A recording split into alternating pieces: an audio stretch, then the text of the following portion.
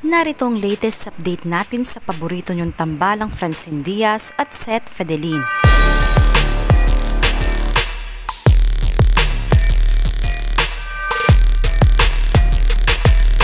Nagbigay ng suporta ang mga tagasunod ni Francine Diaz at Seth Fidelin at para na rin saksihan ang performance na handog nila para sa ABS-CBN Christmas Special ngayong taong 2023 na ginanap sa Araneta Coliseum ngayong gabi. May mga pasilip muna sa naging performance ng tambalang Francette at mapapanood ito ng buo ngayong darating na Disyembre 16 and 17. Narito ang naging performance ng tambalang Francine Diaz at Seth Fidelin sa ABS-CBN Christmas Special ngayong taong 2023.